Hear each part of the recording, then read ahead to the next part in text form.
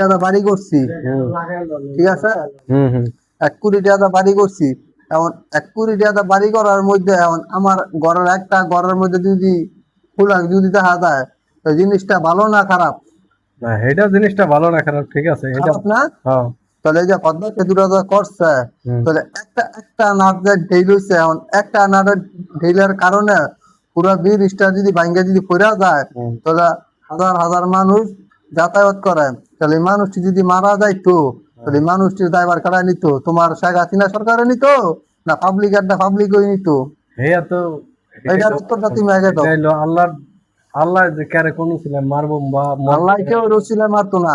শোনো, তোমার এই জায়গার মধ্যে সরকারি টাকা আইছে 100 কোটি, তুমি ফকটে ঢুকাইছো তুমি 70 কোটি, তুমি 30 কোটি টাকা তুমি কাম চালাইছো, তুমি দেখাইছো 100 কোটি ভাঙছি। তাই কি হেয়ার ভাব পাইছো তুমিও মনে হয় হলে না, তাই নাইলে কেমনে জানলা? আমি কেমনে ভাগ পামু?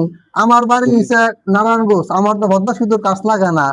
তোমার বাড়ি হইছে সৈরাতপুর, হুম তুমি হইছে গিয়া কাছের আত্মীয়, তুমি যাতায়াত করো ওই রাস্তা দিয়া। হ্যাঁ ওইটা আমার থেকে তুমি ভালো জানবা, কারণ তুমি তোমার ফ্যামিলি নিয়ে যদি যাও, হুম কথা স্টপ করে, যদি ফ্যামিলি নিয়ে যদি যাও, এখন আল্লাহ না করুক হুম ওই ব্রিজটা ভাঙ্গা তুমি তোমার ফ্যামিলি যদি কইরা যাও, হুম। তাই কি সরকারের দায়ভার নিব, না তোমার দায়ভার তোমার আত্মীয় স্বজন নিব? আগে এটার উত্তর ডাকে দাও তুমি। এটার উত্তরটা পাইবা মনে করো আমারটা আমার ফ্যামিলিতেই নিব।